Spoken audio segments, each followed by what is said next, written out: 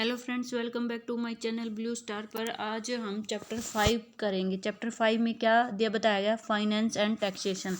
Finance and taxation में ग्राम पंचायत के जो आय के स्रोत होते हैं या फिर ग्राम पंचायत कौन कौन से टैक्स लगा सकती है, ये सब चैप्टर 5 में बताया गया है। अब चैप्टर 5 में धाराएं कौन सी आती है? चैप्टर 5 में धाराएं आती हैं 39 टू 45। तो 39 टू 45 धाराएं हम आज डिटेल से करेंगे। अब नेक्स्ट देखेंगे हम धारा 39। धारा 39 है ग्राम फंड। ग्राम फंड क्या होता है? ग्राम फंड में होता है, धारा 39 में हर ग्राम पंचायत का एक ग्राम फंड होना चाहिए। ग्राम पंचायत के जितने भी कार्य होते हैं, काम होते हैं, तो ग्राम फंड से ही किए जाते हैं। तो इस फंड का निकालना, इस फंड को कौन निकाल सकता है? इस फंड को सरपंच निकाल सकता है। तो उसको निकालने के लिए तो क्या करना पड़ेगा? ग्राम पंचायत में उसको एक प्रस्ताव पारित करना पड़ेगा।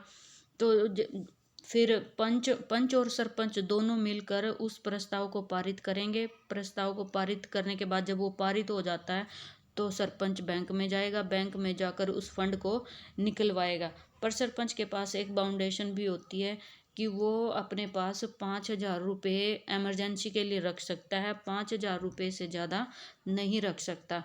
जब वो पैसे निकाल निकाल के लाया है तो उसका लेखा जोखा उसने उस पैसे से क्या किया, कहाँ खर्च किया, तो उसकी जो रिपोर्ट होती है वो अपनी अपनी बही खाते में लिखेगा। कहाँ पर मैंने खर्च किया, कितने पैसे मैं निकलवा के लाया और कितने पैसे अभी बचते हैं। अगर वो 5,000 रुपये से ज़्यादा अपने पास नहीं रख सकता, या तो वो पोस्ट ऑफिस में रखेगा या वो फिर सहकारी बैंक में रखेगा। तो ये सब बाउंडेशन होती है सरपंच के ऊपर। अब नेक्स्ट है धारा 40। धारा 40 में sources of gram fund. Gram fund के सोर्सेज क्या क्या हैं? ये ग्राम पंचायत के इनकम सोर्सेज क्या होते हैं? तो ये फंड जो होते हैं ये कहाँ से आएंगे? तो सबसे बड़ी ग्रांट तो गवर्नमेंट से आती है, ग्राम पंचायत की ज़मीन से। ग्राम पंचायत की जो ज़मीन होती है पट्टे पे दी जाती है, उससे जो फंड आता है वो ग्राम फंड में शामिल किया जाता है। मछली पालन होता है, जो गांव के जोड़ वगैरह होते हैं, तालाब होते हैं, उन पर मछली पालन किया जाता है, उनसे भी जो टैक्स मिलता है उनको बेचकर ग्राम फंड में डाला जाता है।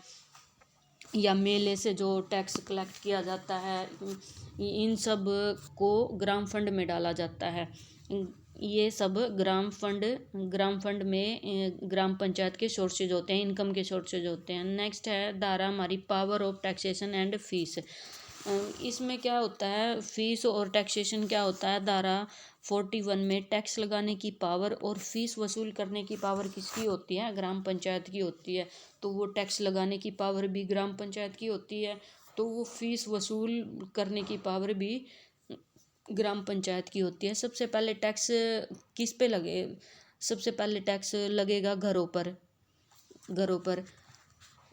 कंडीशन, इसमें कंडीशन एक होती है, जो घर 1 साल से खाली पड़ा है या स्वतंत्रता सेनानी है जो लड़ाई 62, 65 और 71 में लड़े थे, उनके परिवारों को टैक्स नहीं देना पड़ेगा और सब पर टैक्स लगेगा। खाली इन दो चीज़ों पर टैक्स नहीं लगेगा। एक है जो घर खाली पड़ा है, 1 साल से पड़ा है, 2 साल से पड़ा है, या फिर जो स्वतंत्रता सेनानी है उन्होंने जो 1962 1971 की जो लड़ाई की है, उनके पूर्वजों को, उनके परिवारों को टैक्स नहीं देना पड़ेगा। सेकंड एक सर्विस टैक्स होता है। सर्विस टैक्स होता है जैसे गलियों में लाइट का प्रबंध करना, उस पर भी ग्राम पंचायत टैक्स लगा सकती है। वाटर टैक्स होता है। वाटर टैक्स घरों में पानी आता है, उस पर टैक्स लगा सकती है। मेले में दुकानदार होते हैं, उनसे भी टैक्स कलेक्ट किया जाता है। और जो एनिमल रजिस्ट्रेशन होता है, जो एनिमल का जो फेयर होता है, जहाँ पर जो एनिमल बेचे जाते हैं, तो बेचने के लिए सबसे पहले वहाँ पर रजिस्ट्रेशन करवाना होता है, तो उस रजिस्ट्रेशन पर टैक्स लेते हैं। तो ये सब फीस और टैक्सेशन की जो पावर होती है वो ग्राम पंचायत की होती है। और कौन सी धारा के अंतर्गत आती है? ये 41 41 धारा के अंतर्गत ये सब आती है। नेक्स्ट धारा हमारी है 42, power to exempt from taxes and write off irrecoverable. इसमें क्या होता है कि जो धारा 42 है, छूट देनी होती है, इसमें टैक्स की छूट देनी होती है। ग्राम पंचायत ने टैक्स लगा दिया और बाद में उसको पता चले कि टैक्स आया ही नहीं है, काफ़ी दिनों से टैक्स नहीं आया, तो ग्राम पंचायत क्या करती है, उसको टैक्स में छूट दे देती है। अगर वो छूट देने के बाद भी वो टैक्स नहीं भरता है तो उस टैक्स को वो खारिज कर देती है ग्राम पंचायत।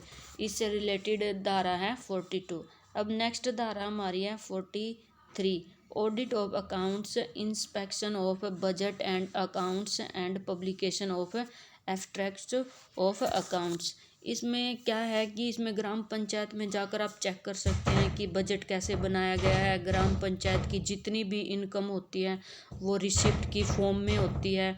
इन सब का लेखा जोखा धारा 43 में होता है। इन सब के जो रिसिप्ट एक्सपेंडिचर के लिए गई हैं या आई हैं वो सही हैं। अगर वो सही हैं तो कोई प्रॉब्लम नहीं होती, अगर वो सही नहीं है तो ग्राम पंचायत पर केस हो सकता है इस पर।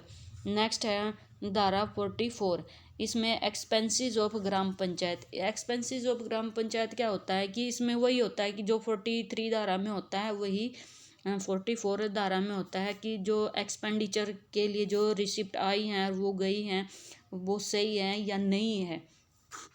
नेक्स्ट है हमारी लास्ट धारा हमारी है 45 में special tax and community service. Special tax और कम्युनिटी सर्विस क्या होता है कि धारा 44 में ऐसा टैक्स लगाया जाता है जिसकी सभी समुदाय का भला हो सके। ग्राम पंचायत चाहे तो स्पेशल टैक्स और कम्युनिटी टैक्स लगा सकती है, और ये लगा सकती है तो ये किसके किसके अप्रूवल से लगा सकती है, डायरेक्टर ऑफ पंचायत की अप्रूवल पर लगा सकती है। ग्राम पंचायत अडल्ट मेंबर पर भी लगा सकती है, पर पब्लिक वर्क पर कोई व्यक्ति लेबर करना चाहे उसको भी उसमें छूट दी जाएगी, या फिर वो व्यक्ति अपनी जगह किसी दूसरे व्यक्ति को बेच सकता है तो उसके ऊपर भी कोई टैक्स नहीं देना पड़ेगा, उसमें वो ग्राम पंचायत उसको छूट देगी। अब धारा लास्ट है 45 है। 45 ए में एक कंडीशन जोड़ी गई है कि टावर जैसे गांव में कोई कंपनी या कंपनी का मालिक टावर लगाना चाहता है तो उसको किसकी परमिशन लेनी पड़ेगी, उसको गांव के सरपंच की परमिशन लेनी पड़ेगी। तो कुछ कंडीशन है वो भी उसको फॉलो करनी पड़ेगी। फिर है 45 बी में स्कूल बनाना है या कोई कंपनी है या कोई मतलब मालिक है वो स्कूल बनाना चाहता है, स्कूल बनाने के लिए उसको क्या करना पड़ेगा, सरपंच की परमिशन लेनी पड़ेगी। और 45 सी में क्या है, जो टर्म एंड कंडीशन होती है वो सब उस मालिक को माननी पड़ेंगी।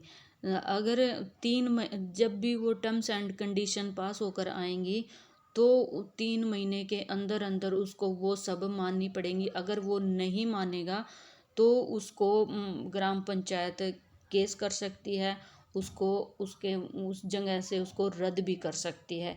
ये सब गाइज हमने चैप्टर 5 में किया है, और चैप्टर 5 में हमने फाइनेंस एंड टैक्सेशन से रिलेटेड धाराएं कवर की हैं।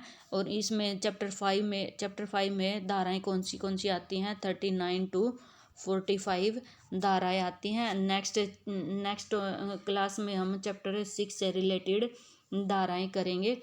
सो बाय बाय।